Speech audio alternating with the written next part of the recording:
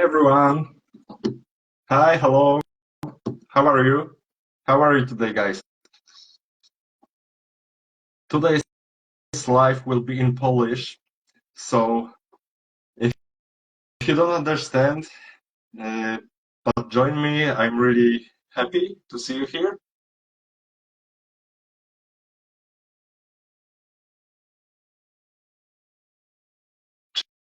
Cześć, cześć, miło was widzieć. O, cześć Martyna. Fajnie, że wpadłaś.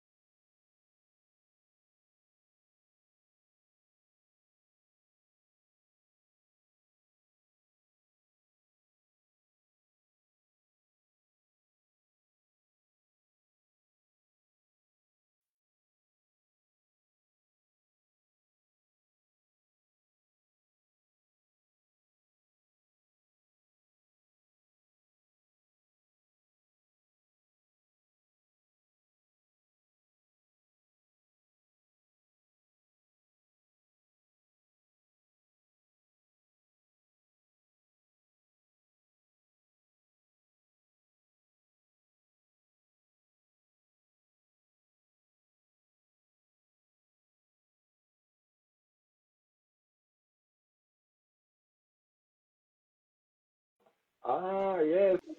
Daria z Halo, nami. halo. A czekaj, bo ja mam kamerę tu odwróconą jakoś, moje Cześć, kwiatki widać. cześć. Cześć. Teraz jak tą kamerę odwrócić, żeby to nie było widać?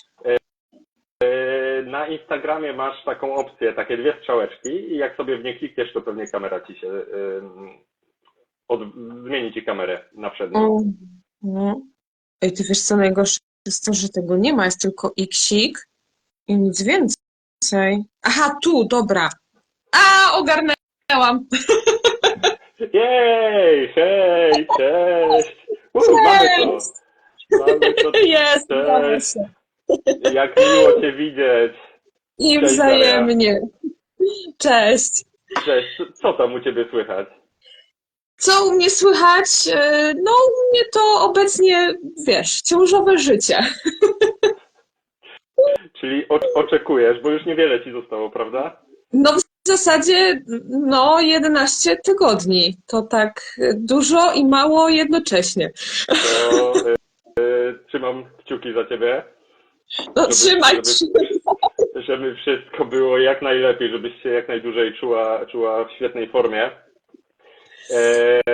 W ogóle mega się cieszę, że tu jesteś i mega się cieszę, że się zgodziłaś na tą rozmowę, bo od razu ci powiem, że to jest mega odwaga, żeby otwarcie porozmawiać o tym, co nam dolega, co przeżywamy i z czym musimy walczyć na co dzień, a jeszcze przed wieloma ludźmi, żeby to powiedzieć. Naprawdę szacunek.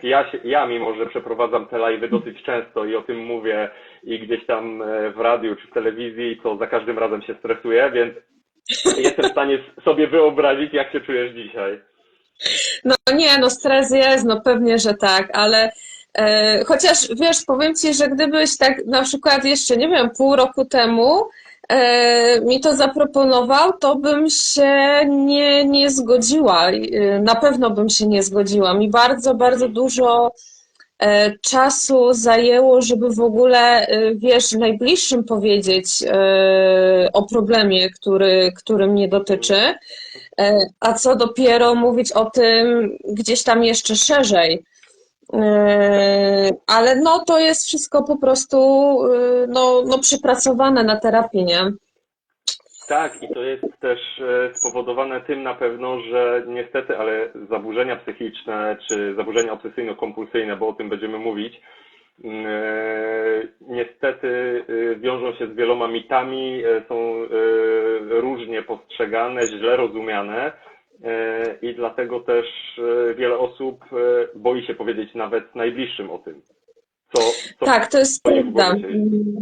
No, to jest jeszcze to jest to, co ja cały czas mówię, że my jako społeczeństwo jeszcze nie do końca jesteśmy może gotowi na to, żeby właśnie otwarcie rozmawiać o zdrowiu psychicznym w ogóle, że to jest wciąż taki temat tabu, bo wiesz, jeżeli ktoś choruje fizycznie, no to jakby to nie stanowi problemu i to jest właśnie czego ja się nauczyłam na terapii, bo moja terapeutka zadała mi pytanie: Pani Dario, a gdyby Pani miała cukrzycę, to wstydziłaby się Pani powiedzieć?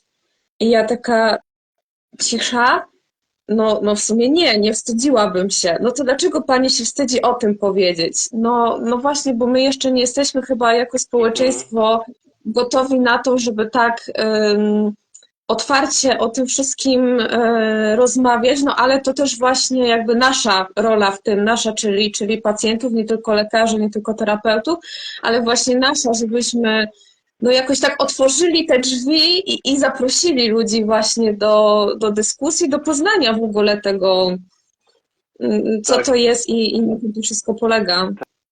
tak, dlatego mega się cieszę, że tu jesteśmy, bo ja może powiem tylko, że Darię znam z grupy facebookowej, która się skupia głównie na zaburzeniu obsesyjno-kompulsyjnym, która mi mega też pomogła, ale przede wszystkim my nie jesteśmy terapeutami, my jesteśmy osobami, które cierpią z powodu OCD, czyli zaburzeń obsesyjno-kompulsyjnych. I tak jak powiedziałem na samym początku, to jest duży krok, żeby o tym otwarcie porozmawiać. O, jest z nami też Dorota Perkins, która też jest na naszej grupie. Pozdrawiamy Cię, Dorota. Pozdrawiamy. Dorota jest obecnie w Wielkiej Brytanii.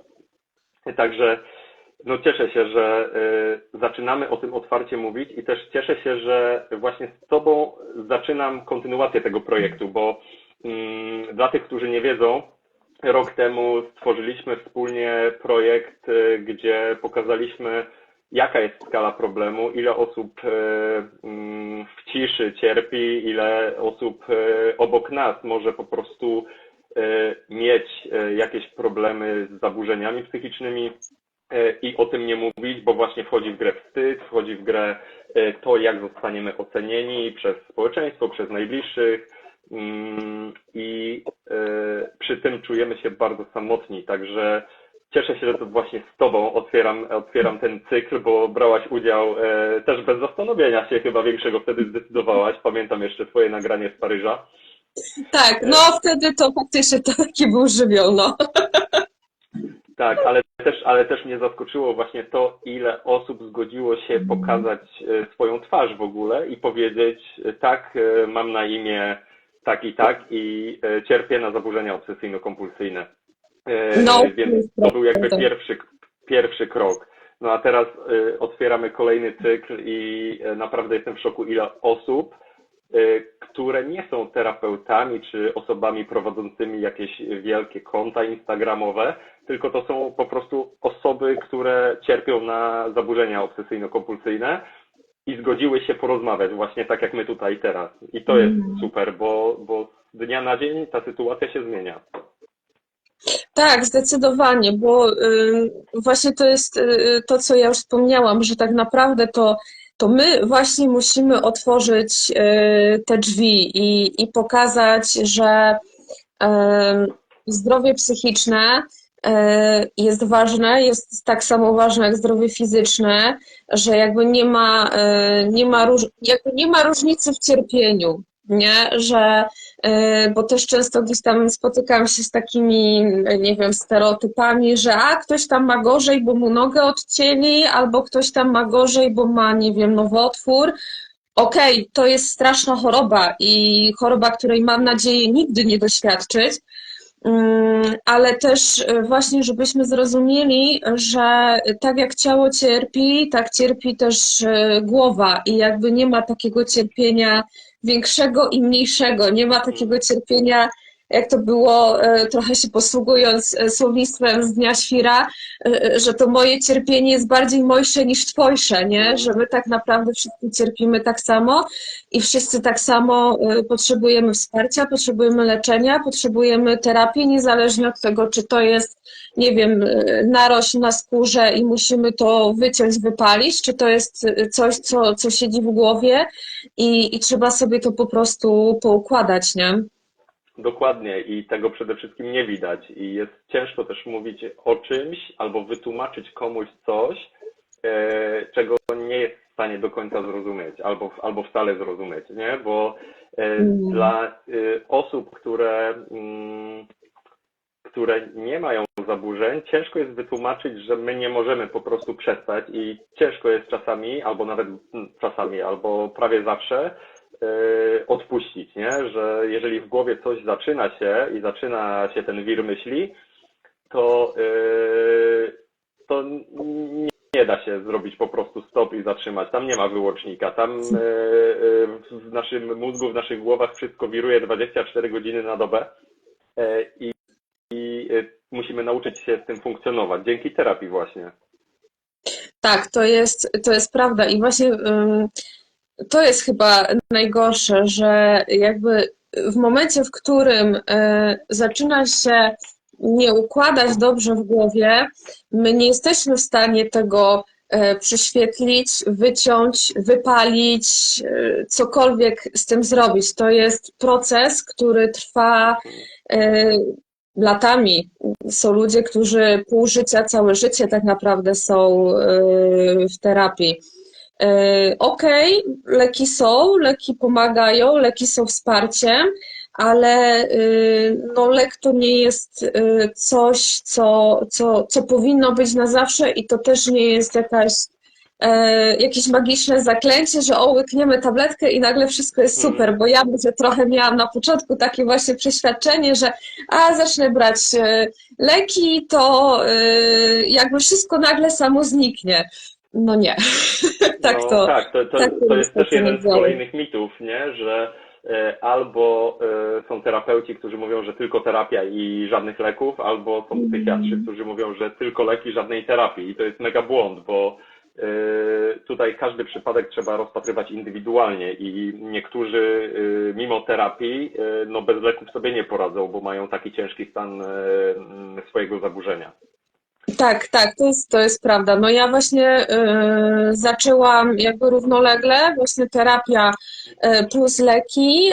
Leki odstawiłam ze względu właśnie teraz na ciążę. Ja wiem, że są leki, które można brać bezpiecznie w ciąży, ale ja jakoś tak postanowiłam, że przejdę ten czas bez, no ale też jestem cały czas w regularnej terapii. Plus też jeszcze takie fajne dodatkowe rzeczy. Ja się bardzo mocno w medytację na przykład wkręciłam, gdzie ja nigdy w ogóle w to nie wierzyłam.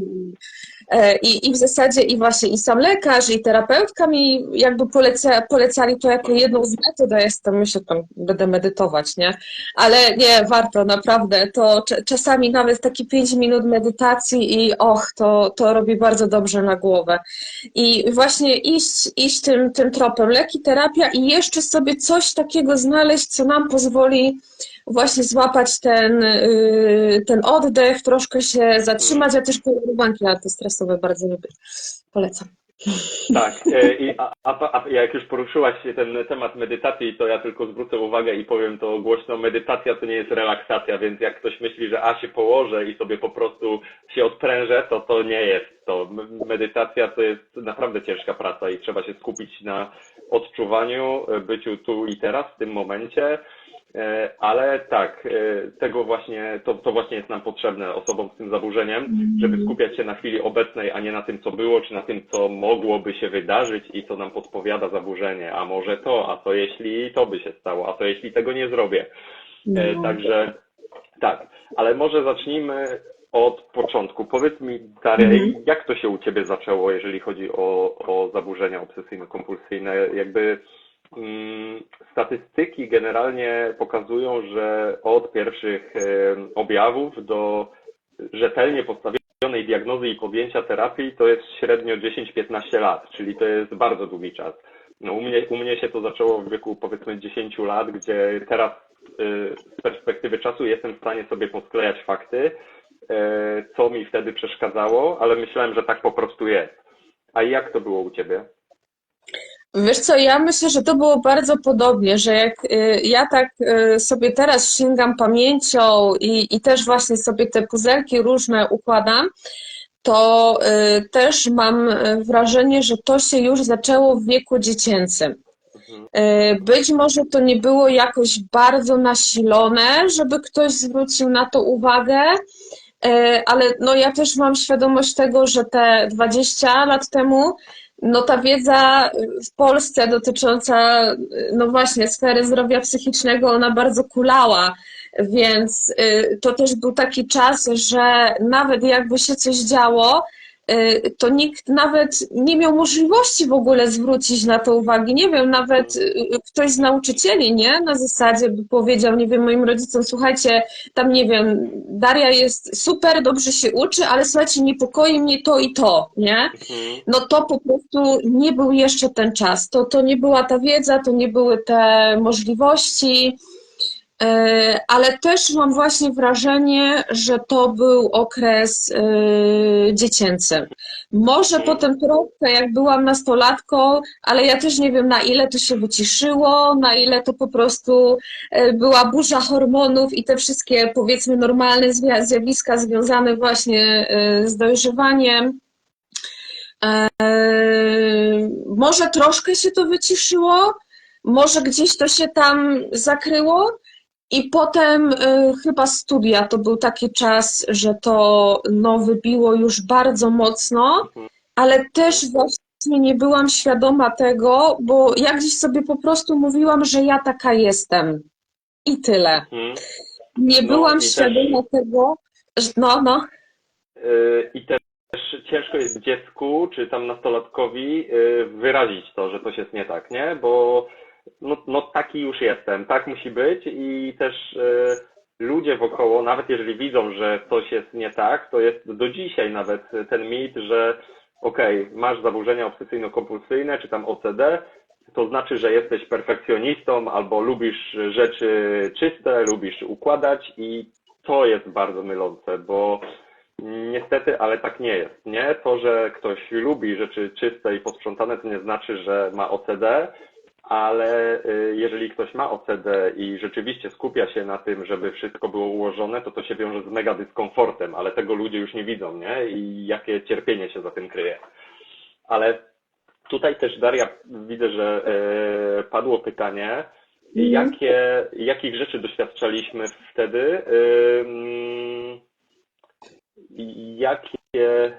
jakie zachowania.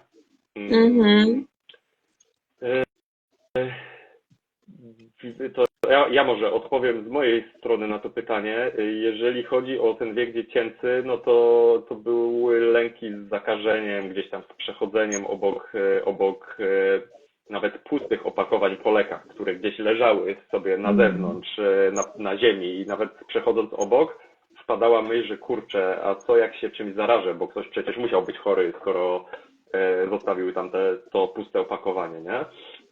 I tego typu myśli przechodziły i to pamiętam z dzieciństwa. No i później, tak jak ty mówisz, Daria, długo gdzieś tam to w sobie się działo, ale nie było tak uciążliwe, żeby coś z tym zrobić. Tak właśnie. Ja tak, jak tak się cofnę do tego dzieciństwa, to ja z kolei z dzieciństwa bardziej pamiętam kompulsje nie myślowe, ale bardziej natręctwa.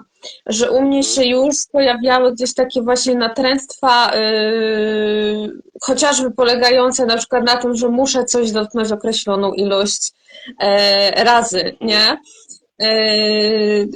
Te natręctwa myślowe z kolei, one się bardzo właśnie nasiliły na studiach. Wtedy te natrętne kompulsje czynnościowe, one może się trochę wyciszyły, ale wtedy właśnie wybiły natręctwa myślowe. Tak, i to był też czas, kiedy właśnie, tak jak mówiłeś właśnie o zarazkach, i to akurat faktycznie to jest prawda, to jest takie typowe właśnie takie stereotypowe trochę dla nas, to tak, to był ten czas studiów, kiedy właśnie taka wręcz hipochondria bardzo, bardzo duża wybiła. Mhm. No to Tak. To ja miałem tak z kolei, że w wieku dziecięcym i później jakby nie przejmowałem się tym za bardzo. Gdzieś tam robiłem te swoje rytuały, pewnie. Teraz już nie pamiętam dokładnie co, gdzie i jak. No te jakby opakowania po lekach mi zapadły gdzieś tam w głowie. Mhm. No ale później jak już byłem w związku, to w wieku 18 lat zaczęły się jakieś myśli w kierunku wtedy mojej dziewczyny, które uderzały w nią. I to był moment u mnie, gdzie mówiłem, kurczę, powiedziałem wtedy mojej dziewczynie, tak, że coś się dzieje, poszedłem do psychiatry, ale niestety, tak jak mówiłaś, Daria, w tamtym okresie czasu, te kilkadziesiąt lat temu, nie było jeszcze takiej wiedzy, a psychiatrzy czasami, jakby przynajmniej ten, do którego ja trafiłem, cały czas to powtarzam, był bardziej walnięty niż ja i po prostu powiedział mi, że to jest nerwica, proszę brać leki i tyle. No i 18-latek, który dostaje taką informację, proszę brać leki i nie ma żadnych dalszych instrukcji, no to sobie powiedział, że okej, dobra, rzucam te leki, przecież wszystko będzie okej. I u mnie to się ciągnęło, jakby uspokoiło się to do czasu, kiedy zaczął się COVID. No ale to jest dalsza historia.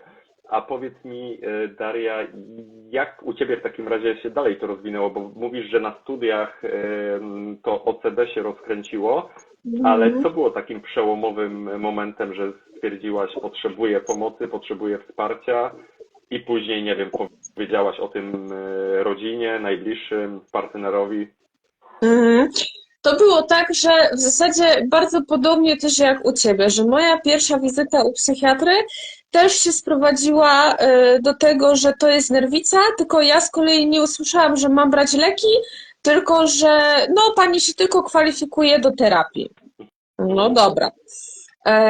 Tylko nim ja się, bo w ogóle zanim ja się odważyłam pójść do psychiatry, no bo to jeszcze wtedy w mojej głowie psychiatra to też był taki właśnie bardzo stereotypowy obraz, że Jezus Maria, pójdę do psychiatry, to już mnie po prostu zamknął gdzieś tam w szpitalu i nie wiadomo, co się będzie działo. Albo jak ktoś się dowie ze znajomych, z najbliższych, to pomyślą sobie, o kurczę, coś jest z nią nie tak, nie? No, że to już po prostu tylko, wiesz, biały kaftanik i nic więcej, nie?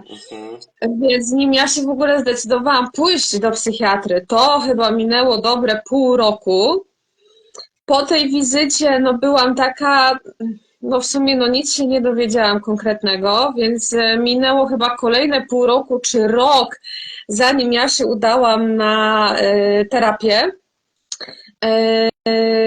I byłam u dwóch bardzo fajnych specjalistów, ale mam wrażenie, że jednak oni, jakby ścieżka, którą oni podążali, nie była dopasowana do mojego zaburzenia. I potem znowu to wszystko zostawiłam na jakiś czas, po czym znowu choroba zaburzenie, no bo w sumie oficjalnie to nie jest choroba, zaburzenie znowu zaczęło się bardzo, bardzo nasilać. Doszło do tego, że miałam bardzo brzydkie myśli i chciałam sobie zrobić coś bardzo, bardzo brzydkiego. Więc teraz już mój obecny mąż, wtedy jeszcze narzeczony, znalazł mi terapeutkę, do której właśnie obecnie chodzę, która pracuje w nurcie behawioralno-poznawczym, właśnie zajmuje się zaburzeniami lękowymi i tak mówiąc wprost trochę mnie wziął za fraki i zaprowadził do niej. I po pierwszej wizycie właśnie terapeutka opisała wstępnie, jak ona to widzi, co to może być. I po tej wizycie jeszcze raz trafiłam do psychiatry, ale to już do zupełnie innego lekarza, który właśnie postawił w końcu diagnozę, który dobrał leki. No i od tamtego czasu idę właśnie tą drogą. Po roku terapii, bo to w zasadzie teraz chyba w listopadzie albo w październiku będą już 2 lata, jak jestem w stałej terapii, to po roku jeszcze doszła mi diagnoza autyzmu z ADHD. Czyli combo.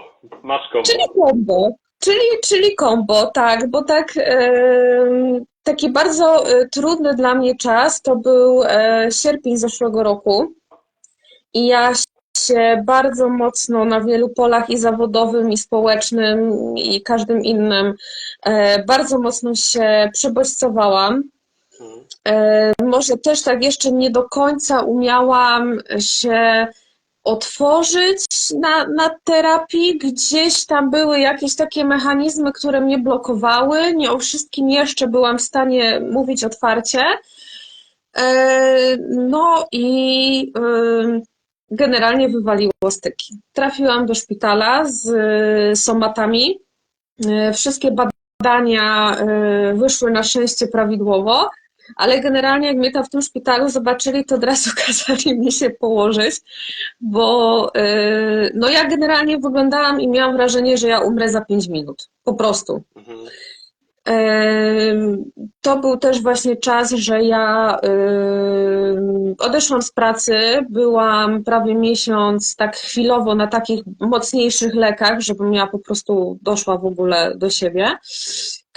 I z terapeutką, znaczy terapeutka tak powiedziała: Pani Dario, ale wie Pani co, ja bym tu jeszcze u Pani widziała cechy spektrum, może ADHD, zróbmy sobie Mhm. testy. I faktycznie, znaczy to może też nie była jakaś dla mnie duża niespodzianka, bo ja pracowałam z dzieciakami z niepełnosprawnościami, między innymi właśnie miałam dużo pacjentów, dzieciaków w spektrum, więc ja sama u siebie gdzieś tam widziałam te cechy, ale to było takie chyba jeszcze trochę na zasadzie wyparcia, że nie, to tam przesadzasz, wymyślasz, wmawiasz sobie, nie? No, ale faktycznie jak porobiłyśmy testy, to skali zabrakło, się śmieję. Więc tak, wyszło mi koniec końców właśnie takie kombo. Mhm. Ale wiesz co ci powiem?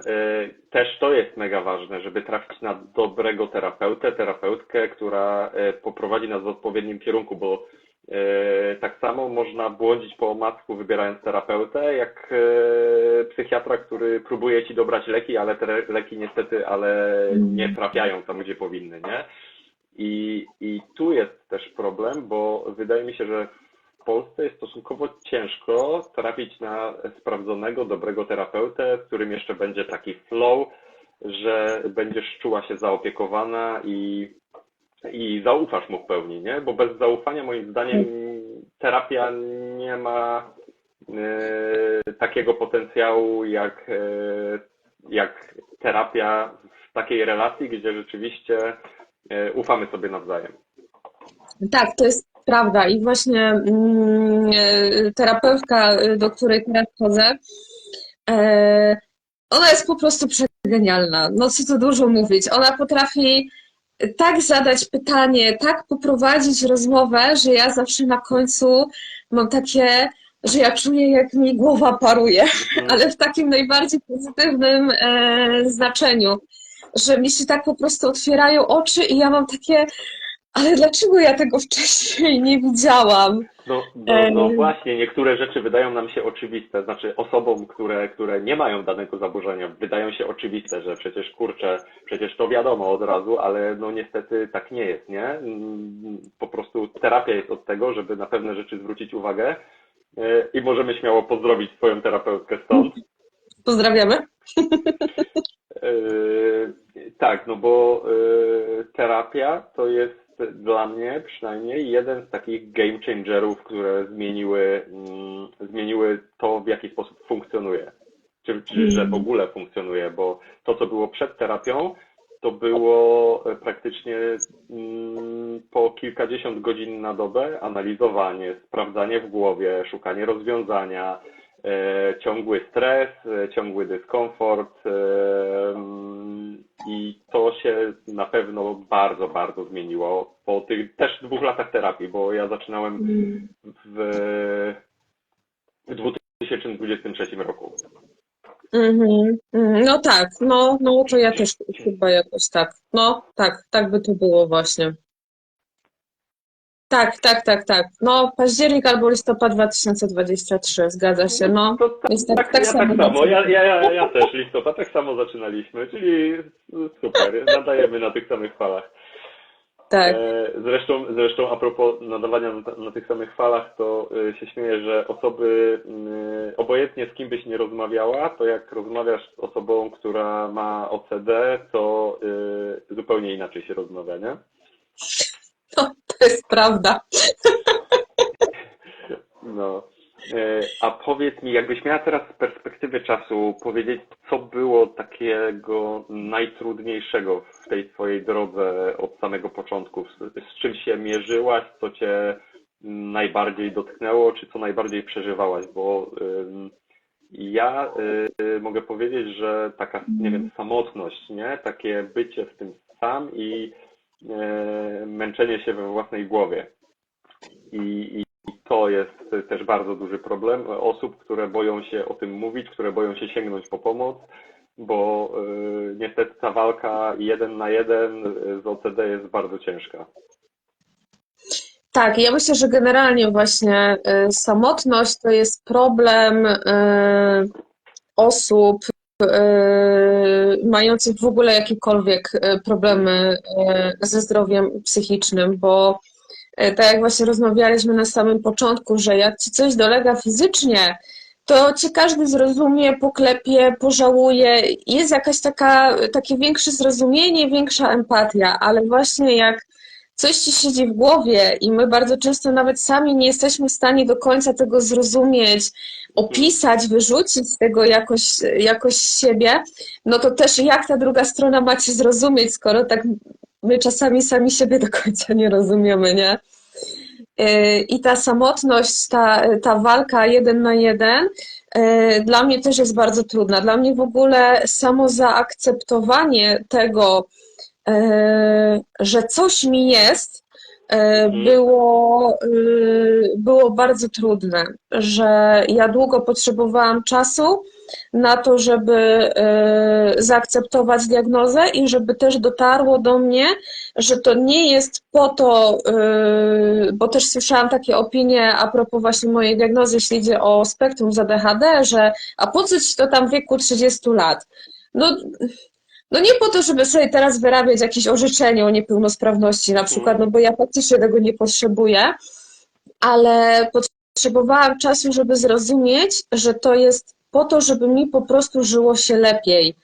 Bo jak mnie się będzie żyło lepiej, to będę miała lepsze relacje z mężem, z rodzicami, z moimi przyszłymi dziećmi, że jak ja zaakceptuję to, że ja po prostu jestem taka, jaka jestem, że część rzeczy mogę zmienić, ale części rzeczy nie zmienię i że ja też mogę dostosować po prostu to życie pod siebie, że nawet takie proste sprawy typu, nie wiem, że w niedzielę na przykład idę do kogoś na urodziny, to sobota albo poniedziałek muszą być dniem dla mnie, na wyciszenie się, na odbodźcowanie się, że ja na przykład wiem, że bycie w dużej grupie z ludźmi, święta są takim trochę trudnym czasem dla mnie, no bo święta to jest z reguły 2-3 dni gdzieś tam z rzędu.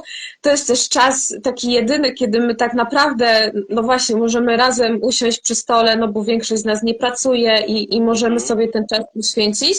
I jakby z jednej strony to jest dla mnie super i świetne przeżycie, bo jej na szczęście jesteśmy, nie wiem, wszyscy razem, 10 osób przy stole i jest ekstra, ale ja potem potrzebuję tego czasu dla siebie, nie? Żeby się odbodźcować, żeby się wyciszyć, żeby dojść do siebie, więc właśnie tak, na przykład właśnie, więc ta akceptacja chyba tego, że nie do końca funkcjonuje tak jak większość, chyba była dla mnie najgorsza w tym wszystkim. No i potem właśnie taka odwaga, żeby właśnie powiedzieć, nie, najbliższym, że słuchajcie, no ja mam taki i taki problem,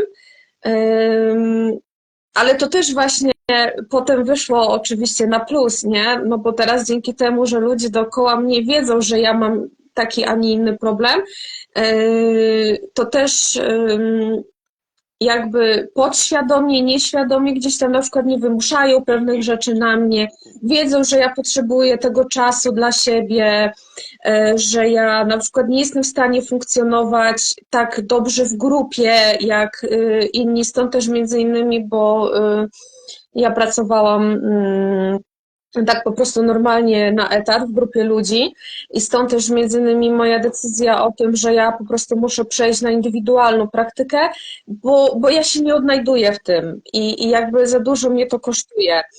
I też to przyznanie się najbliższym to był taki kolejny, najtrudniejszy etap. Ale jak już przeszłam właśnie przez tą akceptację i odważyłam się powiedzieć, że słuchajcie, mam problem taki, to tak jakby ktoś mi po prostu 100 kilogramów w worku z cementem Tak, z tak. ramion zrzucił.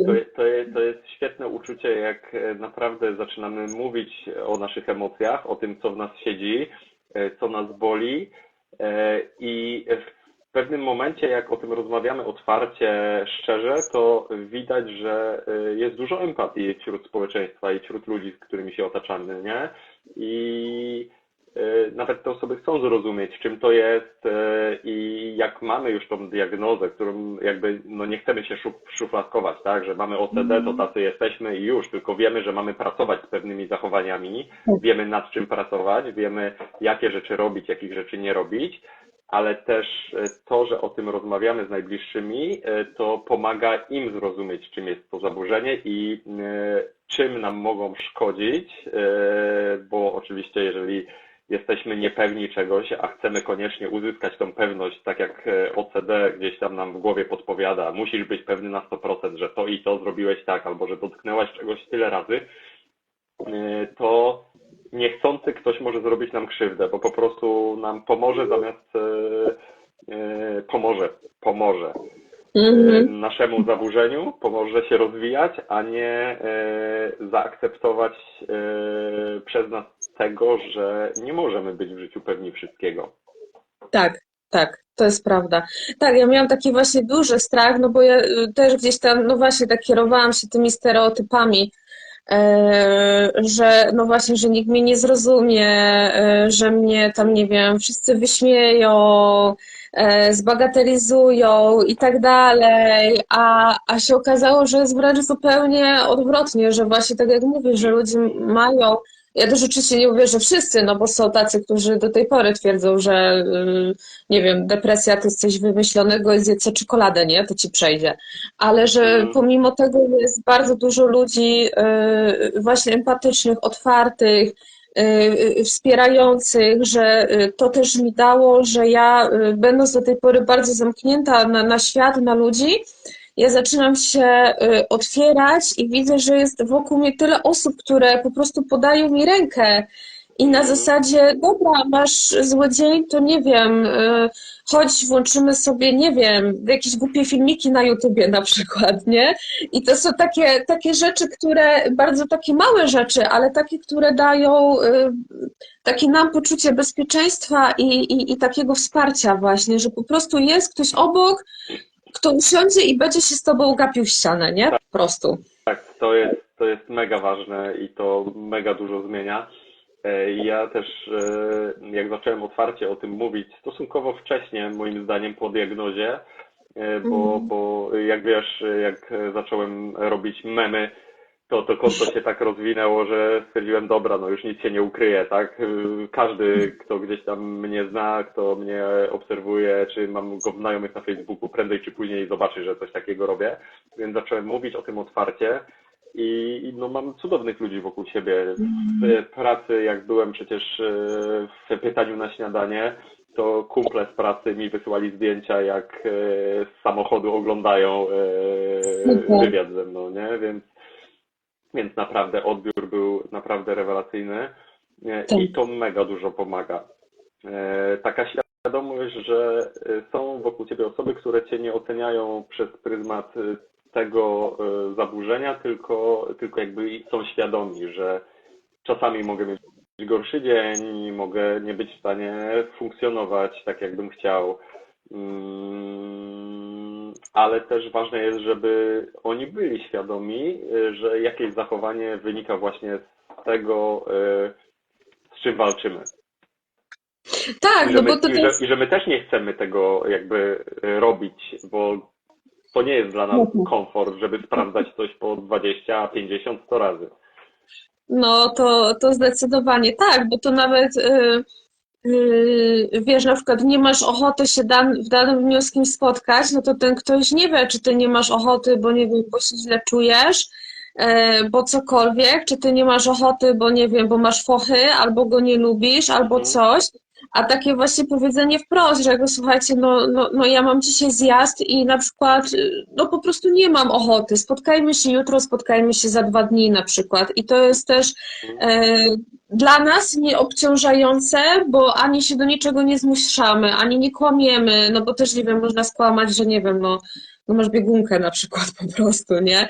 Ale ja się na przykład bardzo źle czułam potem z tym, że ja kogoś okłamałam. I ta druga strona też ma potem luz, nie? Że jakby dobra, wiem, co ci dolega, nie masz dzisiaj tam, nie wiem, dobrego samopoczucia, daj znać, jak będzie lepiej, nie? Że to faktycznie tak otwiera, nie? I to tak działa też w dwie strony, że to jakby ci pokazuje właśnie, kto jest taki empatyczny i kto naprawdę jest twoim przyjacielem, a kto jednak jest tym takim toksykiem i po prostu trzeba tej osobie powiedzieć dziękuję, do widzenia, nie? Bo to mi też bardzo zweryfikowało ludzi, których miałam wokół siebie. No, coś w tym jest. I też wiesz co, tak jak sobie myślę, jeżeli osoby wokół ciebie wiedzą, z czym się mierzysz i nawet masz dobry dzień, ale nagle ci się załączy ten wir myśli w głowie i jesteś wśród znajomych czy przyjaciół, to jeżeli oni są świadomi, to od razu widzą, halo, wróć do nas, bo widzimy, że coś się dzieje tutaj i próbują ci pomóc w jakiś inny sposób, ale wiedzą, że to jest spowodowane tym. Tak, to prawda. No, dlatego ten strach przed otwarciem się jest duży i to wymaga czasu i to po prostu u mnie przyszło jak taki impuls na zasadzie, dobra, dzisiaj jestem gotowa i dzisiaj wam powiem. I to tak po prostu przyszło samo. Znaczy samo, no bo to wiadomo, ja tu musiałam wszystko przerobić i na terapii, i sama ze sobą i tak dalej, ale to przyszedł po prostu taki impuls i naprawdę zachęcam. Tak, dokładnie tak. Jeszcze może zakończymy takim pozytywnym akcentem. Może powiedz nam, co było takim naprawdę game changerem, który zmieniło twoje funkcjonowanie, twój proces terapii, co ci tak bardzo dodało skrzydeł, nie? Że okej, jestem na dobrej drodze, no, wprowadziło jakąś taką pozytywną zmianę. Bo terapia to wiemy, że to jest jakby kluczowe. Wiesz co, ja myślę, że chyba ciąża właśnie, że to był taki moment radosny, no bo wiadomo, jak ktoś chce mieć dziecko, stara się o to dziecko, szczególnie jeśli to, wiesz, troszkę trwa i nie wychodzi, a nagle, wiesz, widzisz te 2 kreski na teście i już masz taką, Jezus, chyba się udało, chyba jest. Potem oczywiście jeszcze wiadomo, musi być oficjalne potwierdzenie przez lekarza. Jak już, ale nawet nie czekając jeszcze na to oficjalne potwierdzenie, tylko już widząc ten test pozytywny, do mnie chyba też tak w końcu dotarło, że wiesz co, Daria, widzisz, ty nie żyjesz tylko sama dla siebie, że warto zawalczyć o siebie dla siebie, ale że ty też masz wokół siebie ludzi, którzy cię kochają i którym na tobie zależy i którzy chcą, żebyś ty po prostu była. I chyba właśnie ciąża, która z początku fizycznie była okropna dla mnie. To no, pierwszy trymestr był po prostu nie do przejścia. Potem fizycznie zaczęłam się czuć dobrze. No, ta głowa niestety trochę mi daje czasami popalić, bo tu jeszcze też hormony wchodzą w grę, więc tam się naprawdę bardzo, bardzo dużo dzieje.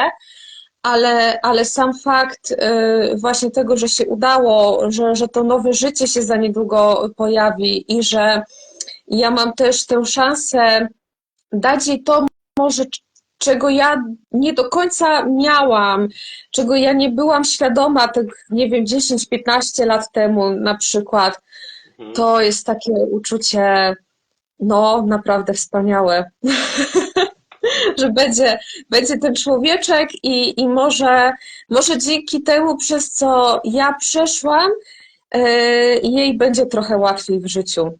No, bo już wiemy, że będzie dziewczynka. Super, mega gratulacje. I ja też potwierdzam, że osoby, które nas otaczają, które nas rozumieją, u których mamy wsparcie, czy ta nasza grupa facebookowa, na której jesteśmy razem, czy ludzie, z którymi ja mam kontakt z tej społeczności OCD, którzy są mega wspierający na każdym kroku, to jest coś niesamowitego. I to też dużo zmienia, bo jeżeli wiesz, że masz po drugiej stronie kogoś, do kogo się odezwiesz i kto cię zrozumie, to jest naprawdę coś. Tak, to jest prawda. I tak właśnie, jeśli mogę tak podsumować, to generalnie jeżeli czujecie, że coś tam po prostu w tej waszej łepetynce nie działa do końca tak, jak powinno działać, i macie gdzieś nawet ten problem, żeby się przed kimś przyznać, bo tak jak mówiliśmy, to jest proces i to nie przychodzi tak łatwo od razu. Naprawdę są specjaliści, są ludzie, którzy potrafią to wszystko ogarnąć. No bo warto, bo mimo wszystko to życie jest naprawdę wspaniałe i skoro zostało ono nam dane, to pomimo tych trudności po prostu warto żyć, warto zawalczyć o siebie, dla ludzi, którzy nas kochają, którzy nas otaczają i naprawdę wbrew pozorom nie jesteśmy w tym sami. Naprawdę warto. Ja, Daria, nie mam nic do dodania, tak pięknie to zakończyłaś. Chyba ja nigdy nie zakończyłem tak żadnego live'a pięknie. Więc mogę Ci jedynie podziękować za tą cudowną rozmowę. Myślę, że jeśli ktoś nas zobaczy, nawet jeżeli to będzie jedna osoba i stwierdzi, kurczę, no możemy o tym mówić głośno, coś się zmieni, mogę sięgnąć po pomoc, albo możesz nawet do mnie czy do Ciebie napisać, mimo że nie jesteśmy specjalistami, to musimy powiedzieć, ale możemy podpowiedzieć, jak zacząć, to naprawdę ja będę szczęśliwy, bo wiemy, ile my przeżyliśmy, ile czasu musiało minąć, zanim podjęliśmy terapię, zanim coś się zaczęło zmieniać. Widzimy, jak dużo lepsze może być życie, jeżeli nie siedzimy w tej naszej głowie i nie dajemy przejąć kierownicy naszemu OCD. Więc mega się cieszę, że mogliśmy tak wspaniałą rozmową rozpocząć ten cykl. Super, ja się też bardzo, bardzo, bardzo cieszę i czekam na kolejne. Będę oglądać. Super, to trzymam kciuki za wszystko, obyś się jak najlepiej czuła i do następnego. A chyba, że jeszcze ktoś ma jakieś pytania do nas, to możemy też śmiało na koniec odpowiedzieć. Może zaskoczycie nas czymś. Też tak może być. Albo chcielibyście się czegoś dowiedzieć od nas, to bardzo chętnie jeszcze chwilę mamy. Tak, i tak jak mówiłeś, też rzeczywiście można do nas napisać, no bo też po to właśnie są te grupy wsparcia. No wiadomo, my nie jesteśmy specjalistami, bo my jesteśmy po tej drugiej stronie, więc to też nie będzie jakaś taka mega fachowa wiedza. Ja też nigdy w sprawie Absolutnie. leków Tak, się nie wypowiadam, bo leki tak. to I już takich lekarz grup, musi być, nie? takich grup czy kont facebookowych, instagramowych absolutnie nie można traktować jako forma zastępcza terapii. To jest jakby coś, co musimy głośno powiedzieć.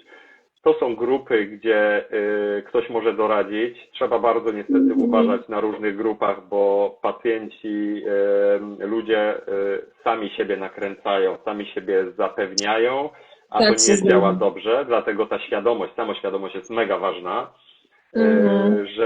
żeby mieć tą wiedzę, bo jeżeli chcemy walczyć z jakimś zaburzeniem, które u nas siedzi w głowie, to warto wiedzieć o nim może nie jak najwięcej, bo też się zapędziłem i złapałem na czymś takim, że zacząłem czytać i chciałem wiedzieć jeszcze i to takie trochę ocedowe się stało. Trzeba wiedzieć, kiedy przestać. Tak. Ale te grupy i kontakt z innymi osobami na pewno dużo dają. Gosia się pyta, co to jest za grupa. Mogę Ci, Gosiu, podesłać później na czacie albo prywatnie. To jest grupa Nerwica Natręt na Facebooku, tylko tam jest kilka grup i teraz nie pamiętam dokładnie Ja też właśnie nie pamiętam, co nasza tam grupa się nazywa. co tam wyskoczy, aczkolwiek to jest grupa, w której ustawiałem ostatnio zdjęcie w tle, bo maj jest miesiącem świadomości zdrowia psychicznego, więc Tak. takie zielone tło z informacją, że maj jest miesiącem o zdrowiu psychicznym, w sensie świadomości. Tak. To Więc jest jak właśnie sobie ta wpiszesz, grupa. tak, jak sobie wpiszesz, Gosiu, Nerwica Natręt na Facebooku, to ta grupa z zielonym tłem to jest nasza. Tak, więc trochę popsułem to twoje zakończenie, bo jeszcze pociągnęliśmy dalej temat, ale Nie szkodzi, bardzo dobrze. słuchajcie, jeżeli nie ma więcej pytań, to bardzo Wam dziękujemy za to, że byliście tu z nami i no, będę się cieszył, jak będziecie w kolejnych rozmowach. O, dzięki Dorota za podesłanie jest. grupy. Tak, jest link, zgadza się. Zresztą z Dorotą też planujemy live'a, więc no, trzymajcie za nas kciuki. No, to super. Ja już teraz trzymam i czekam na kolejne informacje. Dzięki, Daria. Trzymaj się. Pa. Super. No, wszystkiego dobrego dla Was. Pa.